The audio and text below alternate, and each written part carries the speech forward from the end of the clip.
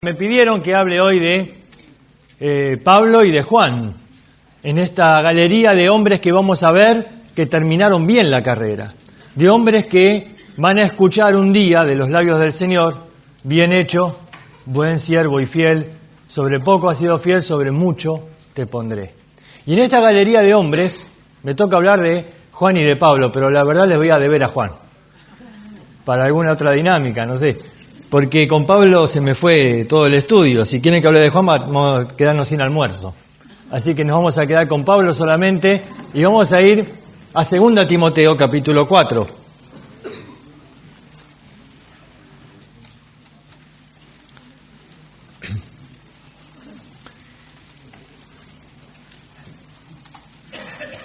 Segunda Timoteo, capítulo 4, vamos a leer desde el versículo 6.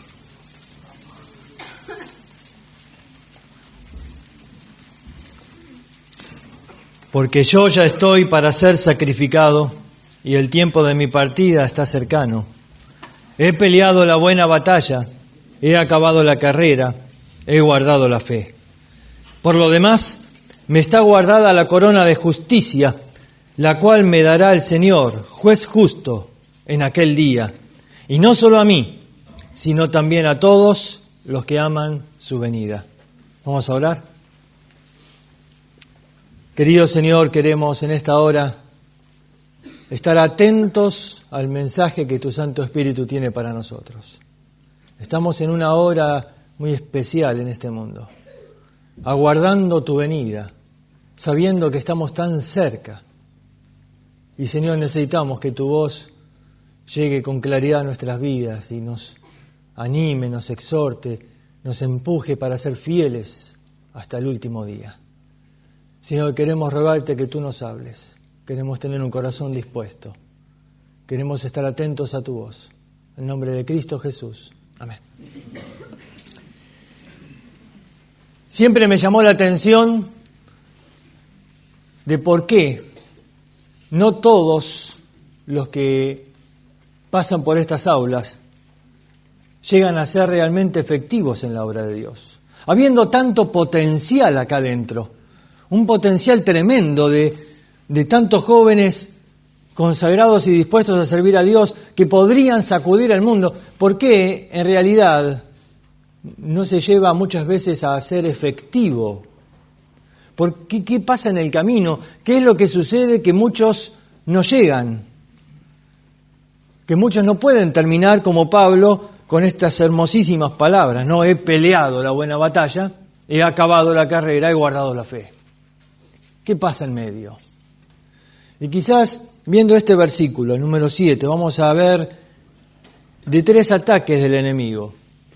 Y vamos a ver cómo Pablo los venció y cómo él pudo decir, ya terminando su día, cuando decía, ya estoy listo para ser sacrificado. En el versículo 6 hablaba de él como sacrificio, como la libación, que se derramaba justo antes del sacrificio y ya estoy listo. Y luego habla de la partida del barco que estaba soltando las amarras, ya estoy a punto de partir. Y en este momento, dice, puedo decir con una conciencia limpia y tranquila, he peleado la batalla, he acabado la carrera, he guardado la fe. 3 ataques del enemigo. La primera es la embestida de la tentación. Y para esto necesitamos, como Pablo, pureza. Necesitamos pelear esta batalla que dice aquí.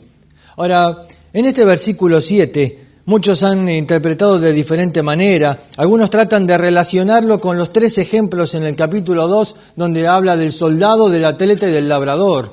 Pero en realidad este versículo 7 habla solo de un atleta que está esperando recibir la corona. Y porque él ha cumplido como atleta, entonces va a recibir la corona. Y entonces aparecen ahí 3 figuras, 3 verbos. Dice, he peleado, he corrido, he guardado. Ahora los 3 tienen que ver con el atleta. Cuando dice ahí he peleado, en el griego dice, he agonizado el agón.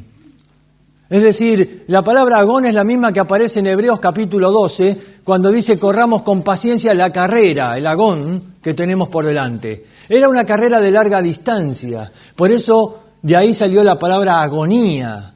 por ver el rostro del corredor cuando después de varios y varios kilómetros de correr le duele hasta el apellido, le duele todo. Y entonces está agonizando. Y Pablo dice acá, he agonizado el agón. Es decir, he sido fiel en esta lucha. Ahora, en esta carrera de larga distancia, lo interesante es que el corredor tiene un gran enemigo. Y no son los demás, es él mismo. Él tiene que luchar contra su cuerpo, ese es su enemigo. El enemigo está dentro, todos sus músculos claman porque abandone, no quieren correr más, le duele todo y dice basta, basta, pero ahí la voluntad firme que dice seguí adelante, y Pablo decía prosigo a la meta, prosigo, no me rindo. Ahora ves, en esta lucha, no es una lucha contra enemigos exteriores. En esta lucha que Pablo habla aquí, en este versículo, cuando dice, he peleado, él se está refiriendo a la pelea contra su misma carne. Él se está refiriendo acá a la pelea contra el pecado, que como dice en Hebreos 12, quiere ser de estorbo en la carrera. Él se está refiriendo a la lucha contra sí mismo. Y por eso dice en 1 Corintios capítulo 9, en el versículo 27, hablando de la carrera, fíjense, 9:27, dice, sino que golpeo mi cuerpo y lo pongo en servidumbre, no sea que habiendo sido heraldo para otros, yo mismo venga a ser eliminado. Y dice, de esta manera corro. Ahora ves, esta lucha contra el pecado es una lucha que varias veces se va a mencionar en la Biblia. En Hebreos capítulo 12, versículo 4, dice, todavía no habéis resistido hasta la sangre, combatiendo. Ahí está la lucha contra el pecado. Dice en 1 Pedro capítulo 2, versículo 11, absteneos de los deseos carnales que batallan. Ahí está la pelea contra el alma. Ahora, en esta lucha necesitamos de 3 herramientas, de 3 armas para vencer. La primera de ellas es dependencia. Tenemos que tener temor ante esta lucha. Pablo tenía temor. Él decía, no sea que habiendo sido heraldo para otros, yo mismo venga a ser eliminado. Ahora, escúchame bien, si Pablo tenía temor de ser eliminado, ¿cuánto más yo y cuánto más nosotros? El temor de ser eliminado no es solamente para el joven que recién empieza la carrera, es para el veterano que ya ha corrido años y que aún así, aún siendo heraldo, aún habiendo enseñado a otro cómo correr, todavía él puede quedar eliminado. Hoy vivimos días tristes de ver cómo muchos obreros de Dios han caído en la batalla. Y esto nos tiene que producir temor, y ese temor nos tiene que llevar a la dependencia. Después de todo lo que Jesús enseñó, la manera de resistir, de vencer la embestida de la tentación, es orando. Él dijo, orad para que no caigas en tentación. Orad. Y ves, la dependencia en Dios es necesaria si quiero ganar en esta lucha. En segundo lugar, la determinación. La determinación. Toda victoria comienza ahí, en la determinación de, como hizo Daniel, propuso en su corazón no contaminarse. La determinación que decide cortar con el pecado, la determinación que dice no voy a dar lugar. La determinación que a veces lleva a tomar medidas drásticas y a decir basta, y a tratar el pecado como Jesús lo trató. ¿Se acuerdan cuando dijo, si tu ojo derecho te es ocasión de caer? Qué interesante que Jesús habló del ojo. Muchachos, el ojo es quizás una de las herramientas por donde Satanás va a ganar la lucha. Es tremendo ver el avance de la inmoralidad. Cómo la pornografía está haciendo caer a muchos obreros del Señor. Y yo quiero hoy, esta mañana, advertirte de que si no estás dispuesto a tomar una medida y una determinación en la vida de no dar lugar, por el ojo puede entrar el pecado. ¿Sabes? En Proverbios, capítulo 27, versículo 20, hay un texto que me sorprendió, dice así, el Seol y el abandono nunca se sacian. Así los ojos del hombre nunca están satisfechos. Los ojos del hombre nunca están satisfechos. Y por eso David hizo pacto, dice, con sus ojos, ¿cómo voy a mirar algo injusto? No pondré, dice, delante de mis ojos. Y también Job en el capítulo 31 dice ahí, hice pacto con mis ojos, ¿cómo habría yo de mirar una virgen? Y sabes, los ojos no es un problema solamente para el joven en su desarrollo sexual, es también un problema para el hombre en toda su vida. Y aquella persona que no está dispuesto a guardar sus ojos puede perder en esta batalla contra el pecado. Y aquí Pablo va diciendo, es necesario dependencia, es necesario determinación, cortar con el pecado. ¿Sabes? En esa expresión, cuando Jesús está hablando en Mateo capítulo 5, dice, si tu ojo te es ocasión de caer. Ahora, la palabra ocasión de caer es muy interesante. La palabra en griego es escándalon. El escándalon era una trampa. Así se llamaba la trampa para atrapar un animal. La trampa para atrapar un pájaro, donde se ponía una caja, un palito, y ese era el escándalon. O la trampa donde se hacía un pozo y se lo cubría con ramas. Una trampa. Jesús utilizó esta palabra después, cuando Pedro vino a tentarlo, vino a decirle, nunca tal te acontezca, y Jesús le dijo, me eres tropiezo, y la palabra ahí es escándalo, le estaba poniendo una trampa. Esta palabra también se utiliza en Apocalipsis capítulo 3, cuando dice de Balaam, que enseñaba a Balac a poner tropiezo a los hijos de Israel, y la palabra tropiezo ahí es escándalo, es decir, Balaam le enseñó a Balac a ponerle una trampa a los hijos de Israel. Y ahí Jesús dice, si tu ojo te es un escándalo, una trampa, la trampa de la pornografía, la trampa por la cual muchos van cediendo, creyendo que no es algo que va a hacerles efecto, que es algo que van a poder dominar, que es algo que van a poder manejar, y de pronto la trampa en la cual caes. ¿Sabes? Dependencia, determinación de cortar, de no dar lugar, pero disciplina. Ahí en ese versículo que leímos en 1 Corintios capítulo 9, Pablo dice, por eso golpeo mi cuerpo y lo pongo en servidumbre. Golpeo mi cuerpo. Y la palabra en griego es un popiazo, que significaba dar un golpe abajo del ojo. En esta lucha, en aquel tiempo, no se usaban guantes. Y un puñetazo abajo del ojo hacía derramar sangre y era un golpe que descalificaba al oponente. Era el equivalente a lo que hoy en día llamaríamos el knockout. Y Pablo dice, golpeo mi cuerpo, es decir, me pongo knockout. Domino sobre mi cuerpo, disciplina. Si quiero ganar en esta lucha, si quiero un día decir como Pablo, he peleado la buena batalla, necesito ponerme knockout, necesito disciplina, necesito gobernar sobre mi cuerpo, dejar a la carne afuera. Ahora, esto es algo doloroso por momentos, disciplina. Es algo estricto, sí, pero tenemos que tomar conciencia de que es una pelea, de que es una batalla. No estamos acá en un juego, a ver si le podemos ganar al pecado o a ver si puedo triunfar en ese partido contra el pecado. Es una lucha de vida o muerte, es una lucha donde o venzo o el pecado me vence. Y el problema de esto es que quedo eliminado. Ahora, no estás eliminado de la salvación jamás, pero sí podés quedar eliminado del servicio cristiano. Sí podés quedar eliminado de la carrera. Y qué triste es quedar fuera. Qué triste. Qué triste decir estoy fuera, he sido eliminado.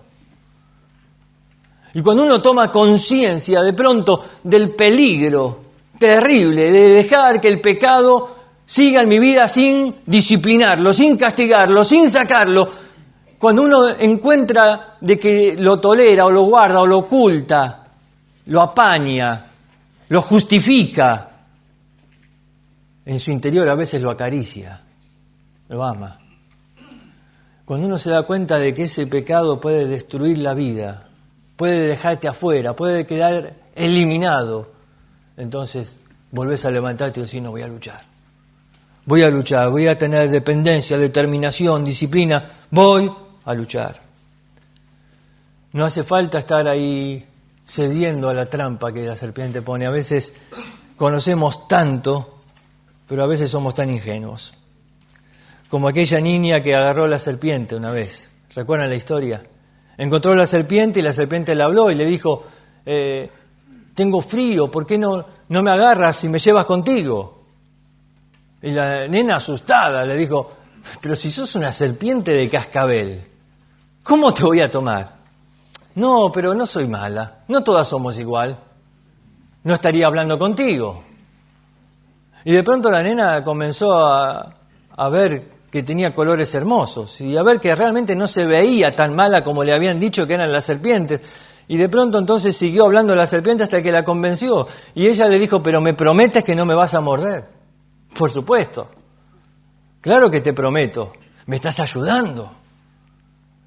Y entonces la nena dijo, bueno, te voy a llevar. Y la tomó. Y apenas la toma, la serpiente la muerde. Y la nena se queja y dice, pero me prometiste, no me ibas a morder. Y la serpiente le dice, vos sabías bien lo que yo era desde el momento en que me levantaste. Vos sabías bien lo que yo era. Y somos tan ingenuos a veces de pensar que el pecado no va a afectarme a la vida. Pero vos sabés lo que era desde el primer momento en que abriste la puerta. Y antes el pecado estaba a la puerta, como parece la expresión en Génesis capítulo 4, cuando Dios le habla a Caín y le dice, el pecado está a la puerta, al acecho. Pero hoy en día no solo está a la puerta, a veces entra por la ventana del televisor, por un monitor de computadora. Entra por carteles que están por la calle, entran por todos lados donde, como dice la expresión de Hebreos capítulo 2, el pecado que nos asedia. Y está ahí y a veces pareciera la ingenuidad de alguien que dice, no, a mí no me va a afectar. Yo puedo. Pablo dice, he peleado la buena batalla. No caí en la trampa. Pude sujetar mi cuerpo, pude disciplinarlo, pude mantenerme en santidad, en pureza. Porque tenía algo en mis ojos, Cristo viene. Amo su venida y estoy esperando que Él me dé la corona de justicia para mí y para todos los que aman su venida. Al poder comprender en esta mañana del terrible peligro del pecado que te pueda dejar eliminado de la carrera.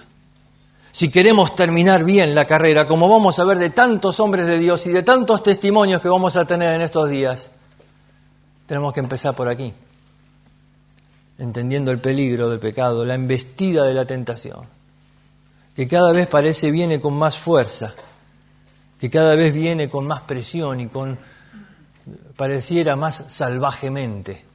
Como Pablo le decía a Timoteo, vendrán en los últimos tiempos feroces, tiempos salvajes, donde personas que no tienen ningún tipo de moralidad pecan con un descaro tal y la tentación viene de tal manera que va a ser una embestida que hay que saber soportar.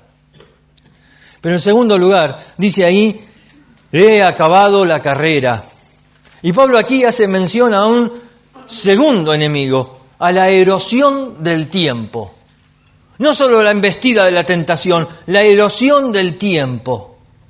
Dijimos, es una carrera larga, una carrera de larga distancia, y pareciera el tiempo se convierte en un enemigo.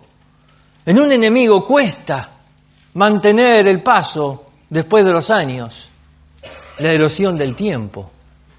Y hay personas que salen de aquí con grandes ilusiones y sueños y expectativas, pero ¿qué pasa dentro de algunos años?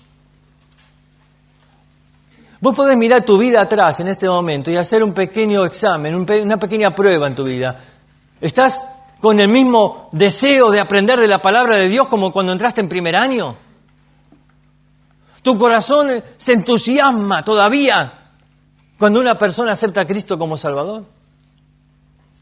¿O te das cuenta que el paso del tiempo estuvo erosionando tu vida, produciendo un desgaste que de pronto te va quitando las fuerzas, te va quitando el entusiasmo, te va quitando la alegría? ¿Sabes? Para esto necesitamos perseverancia. No hay manera de ganar la carrera sin perseverancia. Hebreos 12 dice, corramos con perseverancia la carrera que tenemos por delante. Y a mí me llama la atención cuando hace un momento leíamos o mencionábamos la promesa de Job y de David. ¿Se acuerdan? David dijo, no pondré delante de mis ojos cosa injusta. Y Job dijo lo mismo, hice pacto con mis ojos. Sin embargo, los dos hicieron una promesa similar. Los dos quisieron vivir en integridad. Job decía que Dios lo pese en balanzas y conocerá mi integridad. Y David decía, en la integridad de mi corazón andaré en medio de mi casa. Una misma promesa, un mismo deseo, un mismo sentir en ambos corazones. Pero algo pasó. No, los dos no terminaron igual. Uno cumplió su promesa, el otro no. David un día se olvidó de la promesa. Él dijo, en la integridad de mi corazón andaré en medio de mi casa, y ahí en su casa, él estaba pecando con Betsabé. Él dijo, no pondré delante de mis ojos, y puso delante de los ojos. Cuando salió a la terraza y vio lo que no debía ver. En cambio Job, aún a pesar de la prueba, aún en medio de las dificultades, él retuvo su integridad. Y llega al capítulo 31, no puso delante de sus ojos nada inmundo, no puso delante de sus ojos nada sucio. Ahora, ¿te das cuenta? El tiempo demostró la verdadera integridad en el corazón.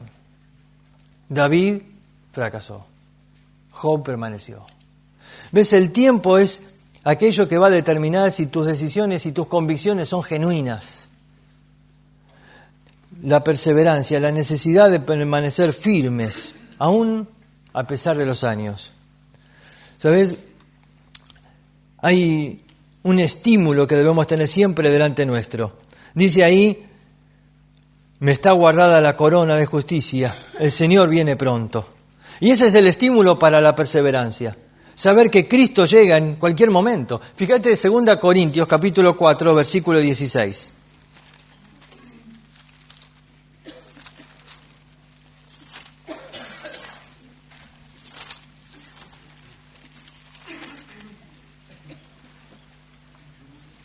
Segunda Corintios 4, 16. Por tanto, no desmayamos.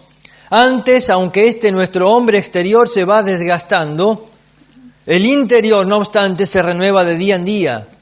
Ahora, Pablo habla aquí del paso del tiempo.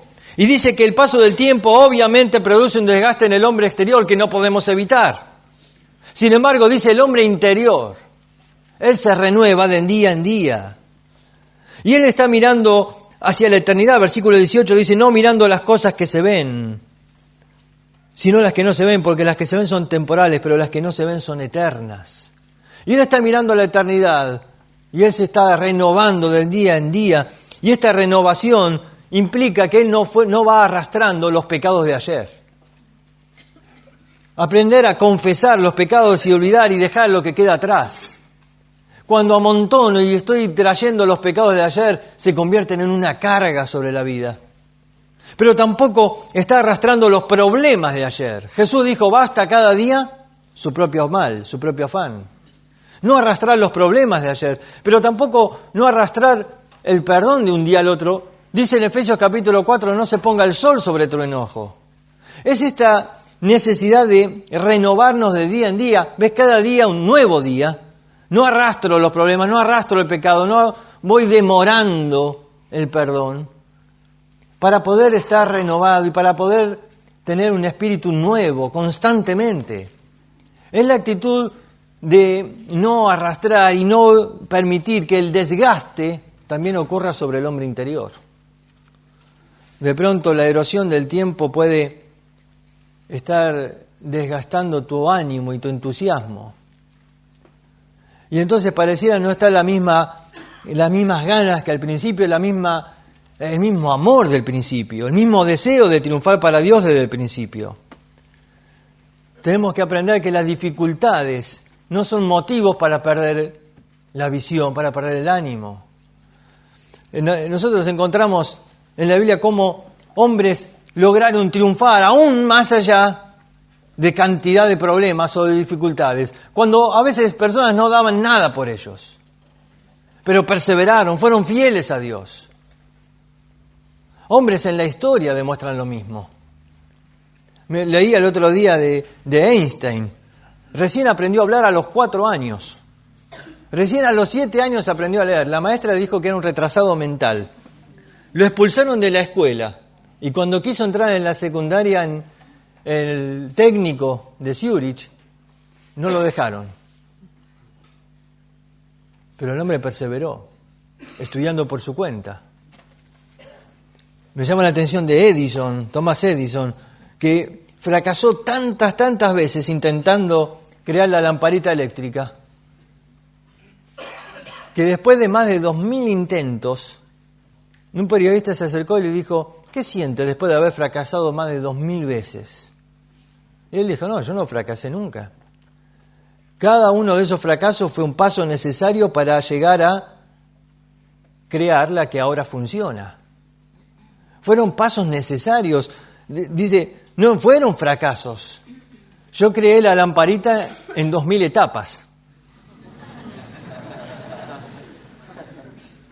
Pero fueron hombres que perseveraron más allá de las dificultades, más allá de las situaciones. Leía de Beethoven. Compuso las 3 sinfonías más famosas de la historia después de haber quedado sordo. Jamás pudo escuchar su propia obra. Pero hombres que no se limitaron ante las dificultades, perseveraron, y el tiempo a veces va haciendo que tus planes y tus sueños se derrumben. Y a veces todas las expectativas que tenía el obrero, el alumno, cuando estaba aquí en el instituto, todo el deseo de hacer cosas para Dios, de pronto sale al ministerio y ocurren cosas, fracasos aparentes. Te quedas sordo como Beethoven. Y uno dice, está frustrado todos mis sueños y todo lo que quería hacer para Dios. Ahora escúchame bien, ¿qué es el ministerio? No es lo que vos querés hacer para Dios, es lo que Dios quiere hacer en tu vida. Me acuerdo cuando vino aquí el hermano de Jaime Elliot, Heriberto Elliot. ¿Recuerdan? En el 2000. Qué hermosa visita. Y él mostró aquí, en ese mensaje, la moneda que tenía de un lado un altar y del otro lado un arado.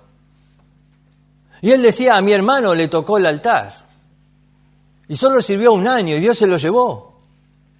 Y los indios le mataron y todos le conocen a él porque entregó su vida.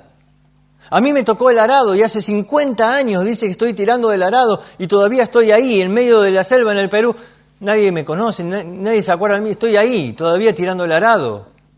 Y él decía, no importa lo que te toque, si el altar o el arado, lo que importa es que seas fiel en lo que Dios te llamó.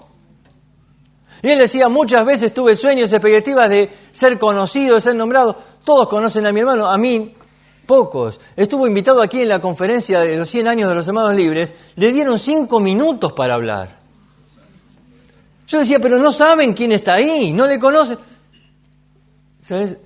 No son tus sueños, no es tus planes, es lo que Dios quiere hacer en tu vida. Lo importante es perseverar donde Dios te puso. Y si Dios te puso tirando el arado, ahí es tu tarea y ahí tenés que perseverar y ser fiel. Porque el ministerio consiste en ser fiel haciendo lo que Dios puso en tu vida, haciendo lo que Dios te dio. En un libro hermosísimo que se llama El éxito según Dios, cuenta el testimonio de un misionero en Turquía que por más de 30 años estuvo predicando ahí y jamás tuvo una decisión, un convertido. La misión que lo mandó le quitó el sustento. La iglesia le dijo, volvete, ¿qué estás haciendo ahí? Estás perdiendo el tiempo. Este hombre dijo, Dios me llamó aquí a predicar el evangelio, no a salvar las almas. Eso es decisión de cada uno. Dios me llamó aquí a predicar y voy a seguir predicando hasta que Dios me lleve. Y un día él muere ahí. Y en su velorio fue una de las personas con la que él había estado predicando durante 30 años. Y cuando le vio ahí, él dijo, ahora que yo veo cómo él murió y veo la paz en su corazón y la paz en su rostro, yo creo en Cristo. Y el primer convertido vino después de su funeral, jamás lo vio. Y después de él vinieron otros por testimonio de él, y una iglesia se plantó, pero él jamás vio los frutos, fue fiel, llevando el arado, perseveró durante 30 años. Qué difícil es perseverar cuando no ves los frutos. Qué difícil es seguir adelante cuando no ves los resultados. Pero Pablo dice, prosigo, corro y estoy en esa carrera. Y un día dice, he acabado la carrera, llegué al final, porque perseveré, porque fui fiel al llamado de Dios, porque no renuncié. He acabado la carrera, he peleado la batalla, pero he guardado la fe. El último punto, he guardado la fe. Hablamos del que el primer punto, Pablo resistió la embestida de la tentación y ganó la pelea. En el segundo punto, él resistió la erosión del tiempo. Él perseveró hasta el final. Pero en este tercer punto vemos que él derrotó la enfermedad de la tibieza. La enfermedad de la tibieza. Cuando dice ahí guardé la fe, la palabra para guardar es la palabra para velar, para vigilar.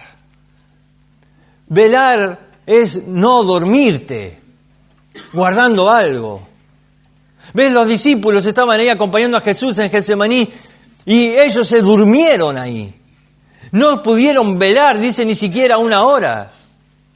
Ahora, dormir es descuidarse. Dormir es tibieza. Ayer Dan habló algo de la tibieza, y la tibieza creo que es el gran mal de nuestros días. La tibieza es lo que menciona la iglesia de la Odisea. Es el mal de la última iglesia, el mal de los últimos tiempos, y lo llamo la enfermedad de la tibieza, porque la tibieza se contagia de una manera terrible. Esta palabra guardar aquí aparece en Apocalipsis capítulo 3, versículo 3. Y dice ahí así: acuérdate pues de lo que has recibido y oído, y guárdalo, pues si no velas vendrá así sobre el ladrón.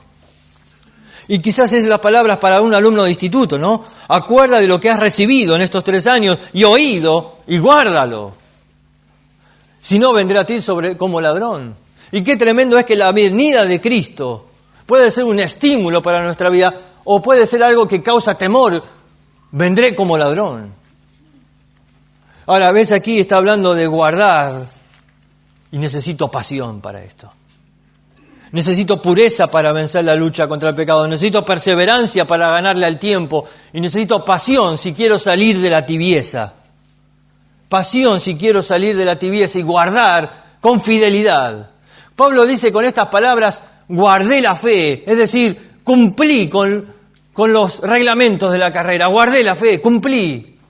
Me mantuve fiel hasta el final. Se necesita pasión. Yo quiero mostrarte algunos aspectos de la tibieza para terminar, yendo al libro de Hebreos. En el libro de Hebreos encontramos creyentes que han dejado a un lado su primer amor. Estos creyentes son los mismos a quienes años atrás les escribió Santiago y también la primera carta de Pedro. Pero pasaron los años y uno ve que estos creyentes ya no tenían el mismo entusiasmo, que ya no eran los mismos, que estaban volviendo al judaísmo, que ya no tenían esa disposición a seguir en la carrera. Por eso uno ve expresiones constantemente en el libro de Hebreos a exhortarlos a avanzar. Les dice, levanten las rodillas paralizadas y los brazos caídos.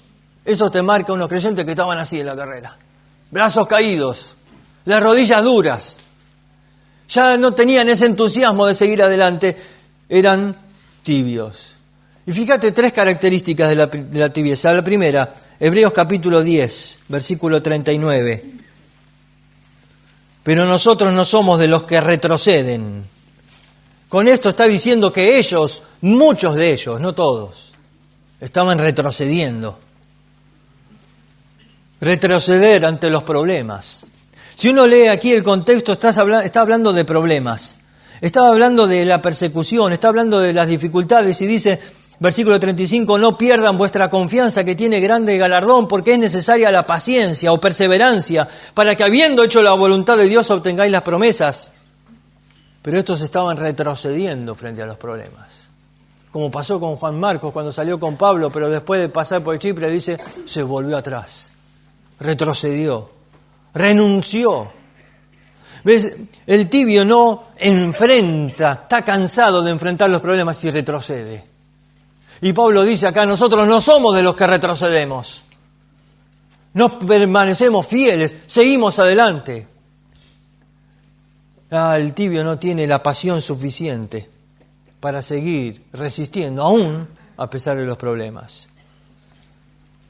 Aquí en el capítulo 10 vemos personas que estaban Dice, versículo 32, traed a la memoria los días pasados. Los días pasados. Antes ellos estuvieron dispuestos, y dice, la pérdida de vuestros bienes sufristeis con gozo. Antes estabas dispuesto a todo por la causa de Cristo. Te robaron lo que tenías, te echaron de Jerusalén, sufriste persecución, y aún con gozo.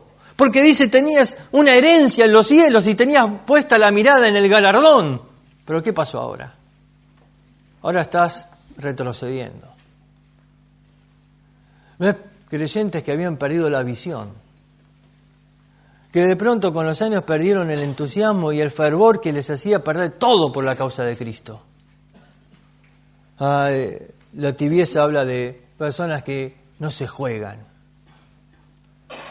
¿Sabes? Yo veo muchos alumnos que estando aquí adentro dicen que están dispuestos a todo. Dispuestos a todo por la causa de Cristo. Dan la vida por Cristo, acá adentro. Pero afuera te falta el pan y te quejas del sustento. Y te buscas un trabajo. Y decís, la iglesia no tiene visión. Los hermanos no quieren sostenerme. Pero no era que ibas a dar la vida por Cristo. Pero dar la vida si alguien me mata, pero no morir de hambre.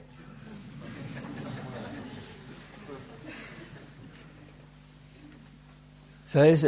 Algunos con el tiempo retroceden. Pero Pablo dice, nosotros no. No somos los que retroceden. En segundo lugar, Hebreos capítulo 12, versículo 3. Considerad aquel que sufrió tal contradicción de pecadores contra sí mismo para que vuestro ánimo no se canse hasta desmayar. Ahora, es muy interesante ahí la palabra canse. Porque la palabra cansar aquí es la palabra para desatar el cinto. ¿Viste la expresión ceñido los lomos? Cíñete los lomos. Es la expresión de la carrera, ¿eh? Se levantaba la túnica y se le ceñía con el cinto. O para el trabajo. Pero cuando uno quería descansar, lo primero que hacía es aflojar el cinto. Se relaja. Y entonces ahí va a descansar. Y aquí está hablando de esa palabra, dice, aflojaron el cinto. Y entonces esto te lleva a un desmayo después. Has aflojado el cinto, te has relajado. Es la primera característica del tibio, retrocede ante los problemas. Pero la segunda es, se relaja ante la presión. Se afloja el cinto, no, me tengo que tomar un descanso. Y va descuidando, y va desatando. No quiero tanta presión. Hay alumnos que les cuesta estar aquí por la presión que hay. Y llega ahora las vacaciones. ¿Y sabés lo que hacen muchos? Aflojan el cinto. Estoy cansado de la presión. La presión de la oficina de vida, del consejero, que están atrás mío, que esto, que cumplí con esto, que el otro, que el horario, la presión de la autoridad. Basta, un descansito. Voy a relajarme. Y aflojo el cinto. Y claro, en esa situación es difícil resistir la embestida de la tentación.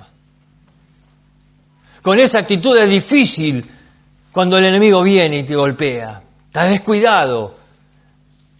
Estás relajado. ¿Sabes? No hay lugar para relajarte en medio de la guerra. No hay lugar. O te matan. Pero el tibio retrocede ante los problemas, se relaja ante la presión. Pero versículo 4, porque aún no haber resistido hasta la sangre combatiendo contra el pecado.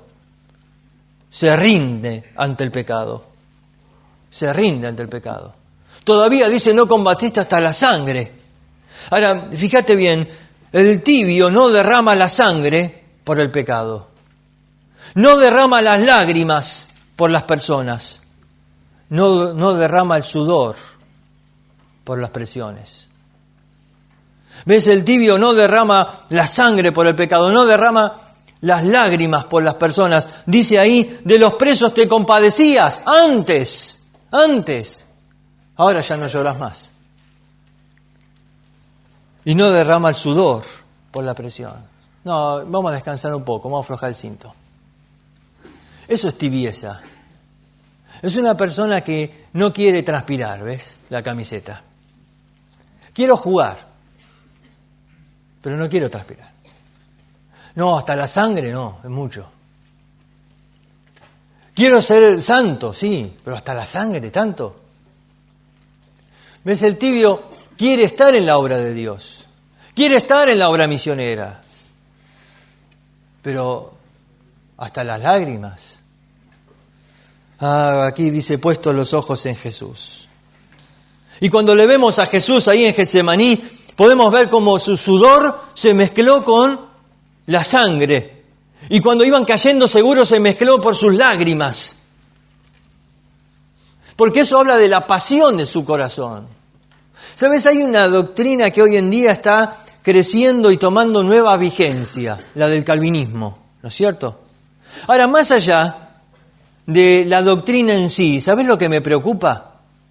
¿Sabes lo que me preocupa? Me preocupa que está robando la pasión de predicar el Evangelio, que está robando la pasión de la vida de oración.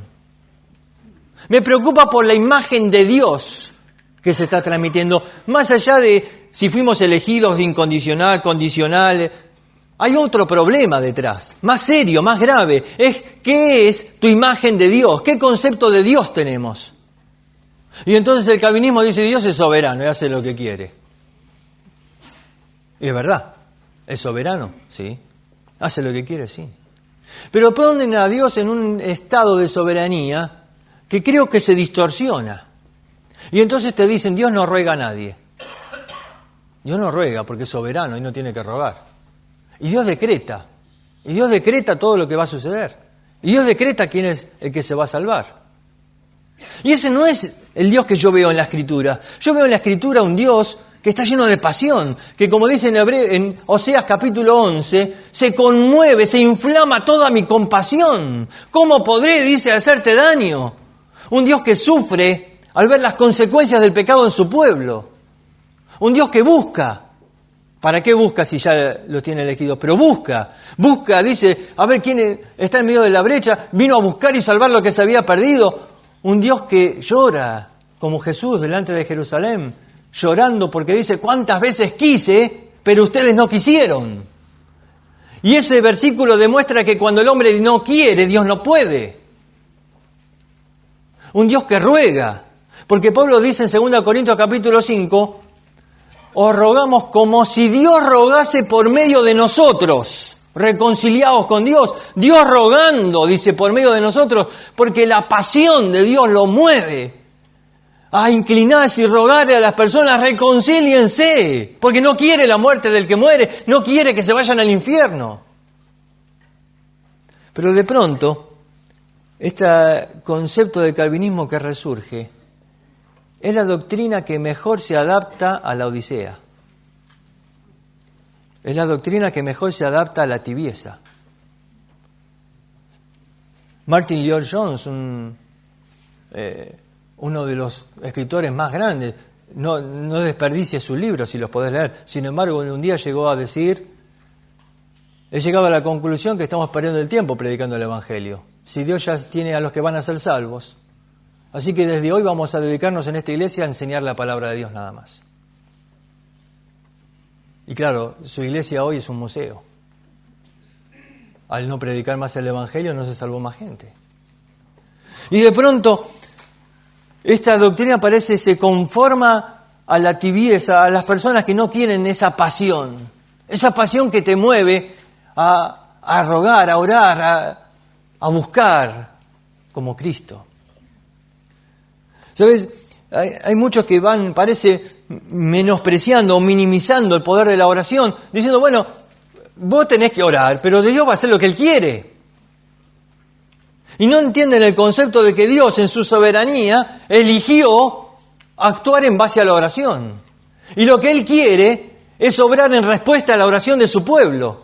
Y esa fue su decisión soberana. Y Dios quiere actuar y quiere moverse en base a la oración de su pueblo. Y Él hace lo que quiere, y lo que quiere es esperar que su pueblo clame. Y cuando yo no clamo, Dios no obra. Y entonces entiendo que la oración de pronto cambia y se forma en un nivel diferente en mi vida. Porque de pronto entiendo de que Dios dejó en sus hijos la responsabilidad de hacer la obra de Dios. Y claro que Él es soberano y si quiere intervenir y si quiere hacer lo que quiere, puede hacerlo. Por supuesto que sí. Pero en lo general Él va a dejar lo que Él estableció, que nosotros prediquemos el Evangelio. Él no va a mandar ángeles. Él va a hacer la obra a través de nuestra oración. Y de pronto entonces encontramos que tenemos que recuperar la pasión perdida.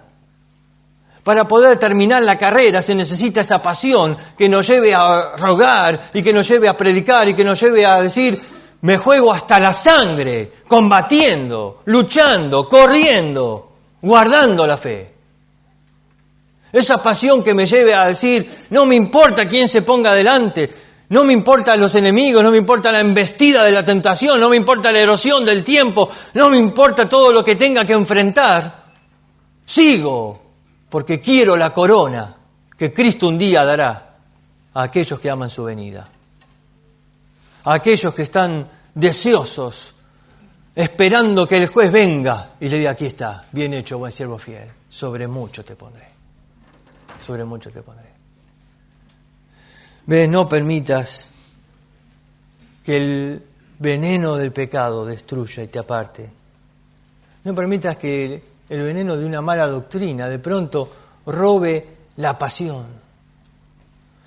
¿Sabes? El concepto que tengo de Dios me lleva a pensar que Dios sigue hoy, clamando, rogando, buscando. Dios está activo, Dios no está en silencio, como muchos dicen, Él está ahí hoy hablando y activo, porque si Cristo va a venir pronto, entonces creo que va a haber una gran cosecha de almas en el último tiempo. En ese último intento de Dios de querer rescatar lo que más se pueda de la humanidad. Y sabes, en ese mismo impulso y deseo quiero estar metido yo. Y si Dios va a hacer esa obra en este último tiempo, y si estamos en los últimos tiempos, yo no me quiero quedar afuera. Yo no me quiero quedar a un lado, yo quiero estar ahí, siendo un instrumento en manos de Dios, en esa obra que Él está haciendo en la humanidad. Y quiero estar ahí rogando para que Dios haga esa obra en mi familia, y haga esa obra en mi pueblo, y haga esa obra en mi lugar, rogando la misericordia de Dios que se mueva hacia un lugar. Con pasión, buscando a los que quieren creer en Cristo. Porque la salvación siempre fue y será para todo aquel que cree. Como dice Juan 3:16. Para todo aquel que cree. Como dice Apocalipsis 22. Todo aquel que quiera, venga a mí y beba. Y ves, Dios no se contradice. Si Él le ofrece a todos, es a todos. Y el hombre tiene libertad de ir y tomar. Pablo decía, he peleado la batalla, he acabado la carrera, he guardado la fe, me espera la corona. ¿Cómo me gustaría terminar igual y poder decir el último día de mi vida las mismas palabras de Pablo? Qué gran epitafio sería. Alguien que acabó la carrera, que peleó la batalla, que guardó la fe, que tiene la corona. Vamos a orar.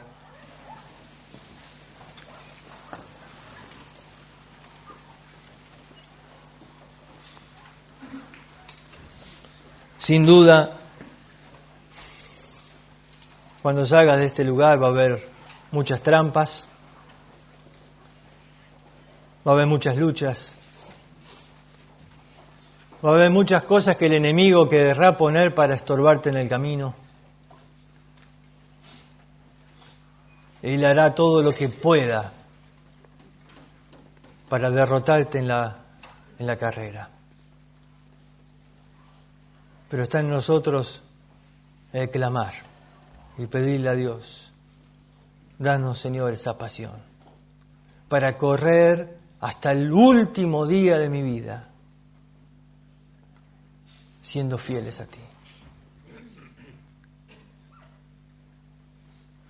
Quizás hay cosas que deben hoy mismo ser cortadas en la vida. o te cortarán a vos de la carrera.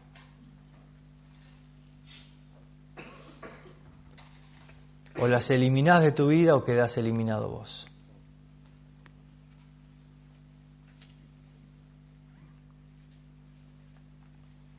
Pero la gracia de Cristo nos sostiene, sobreabunda y hoy te da nuevas oportunidades.